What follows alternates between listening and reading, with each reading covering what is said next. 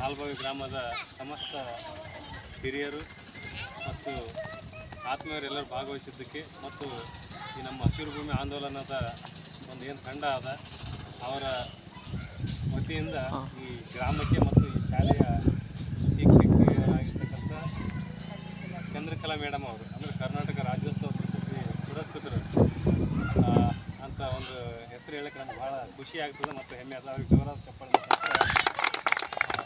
ಸ್ವಾಗತ ಮಾಡ್ಕೊಂತ ಈ ಒಂದು ಉದ್ದೇಶ ಏನಂತಂದರೆ ಹಸಿರು ಭೂಮಿ ಆಂದೋಲನ ಕಾರ್ಯಕ್ರಮ ಯಾಕೆ ಇದನ್ನು ನಾವು ಮಾಡಿದೆವು ಅಂತಂದರೆ ಇವತ್ತು ದುಡ್ಡು ಕೊಟ್ಟರೆ ಯಾವುದು ಶಾಶ್ವತವಾಗಿರಲ್ಲ. ನಾವು ಹಬ್ಬ ಹರಿದಿನಗಳಿಗೆ ಮತ್ತು ಹುಟ್ಟಿದ ಹಬ್ಬಗಳಿಗೆ ಕೇಕನ್ನು ಕಟ್ ಮಾಡ್ತೀವಿ. ಆ ಕೇಕ್ ಕಟ್ ಮಾಡ್ತಕ್ಕಂಥ ನಮ್ಮ ಸಂಪ್ರದಾಯ ಅಲ್ಲ.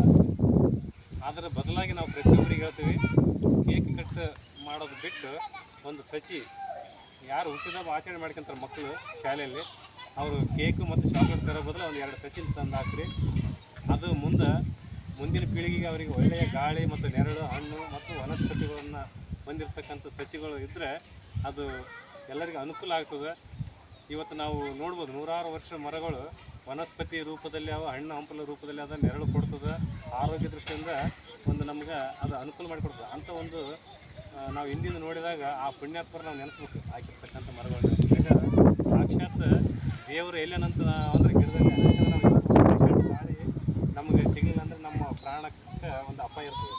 ನಾವು ಇಷ್ಟು ಉಸಿರಾಡ್ತೀವಿ, ಇಷ್ಟು ಜನ ನಿಂತು ಅಂದರೆ ಉಚಿತವಾಗಿ ಗಾಳಿ ಬರ್ತದೆ, ಯಾರಿಗೆ ಗೊತ್ತಿಲ್ಲ. ಅದೇ ಮೊಬೈಲ್ನಲ್ಲಿ ನಾವು ಮೊಬೈಲ್ ಒಂದು ರೀಚಾರ್ಜ್ ಮಾಡಿದ್ರೆ ಅದಕ್ಕೆ ಇಂತಿಷ್ಟಂತ ಅಮೌಂಟ್ ಇರ್ತದೆ.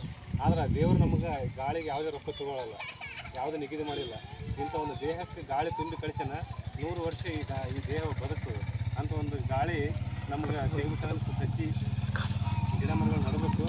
ಅದಕ್ಕೆ ಈ ದೃಷ್ಟಿಯಿಂದ ನಾವು ನಿರಂತರ ನಮ್ಮ ಜೀವನ ಇರುವವರೆಗೂ ನಾವು ಈ ಕೆಲಸ ಮಾಡ್ಬೇಕಂತೇಳಿ ಒಂದು ಪ್ರಣಪತ್ತಿ ಅಂಥದ್ದು ಇವತ್ತು 15ನೇ ಕಾರ್ಯಕ್ರಮ ಆಗ್ಯದ. ಈ ಒಂದು ಹಾಲ್ಬಾವಿ ಗ್ರಾಮದಲ್ಲಿ ನಾವು ಬಂದಿದ್ದೀವಿ. ಅವಕಾಶ ಕೊಟ್ಟಿರ್ತಕ್ಕಂಥ ಪ್ರತಿಯೊಬ್ಬರು ಎಲ್ಲರಿಗೂ ಮನಸ್ಸಿ ನಾನು ಮಾತನಾಡ್ತಾ ಇದ್ದೇನೆ. ಅದೇ ರೀತಿಯಾಗಿ ಈಗ ನಮ್ಮ ಹಿರಿಯರಾಗಿರ್ತಕ್ಕಂಥ ದೇವೇಂದ್ರಪ್ಪ ಕನ್ಯಾಕೂರವರು ಒಂದೆರಡು ಮಾತನಾಡಬೇಕು. ನಂತರ ಮೇಡಮ್ ಅವರು ಮಾತಾಡ್ತಾರೆ. ಶಂಕರಪ್ಪ ವಿ ಆಚಾರ್ಯ ಟ್ರಸ್ಟ್ ಈ ಹಸಿರು ಭೂಮಿಯ ಆಂದೋಲನದ ಕಾರ್ಯಕ್ರಮ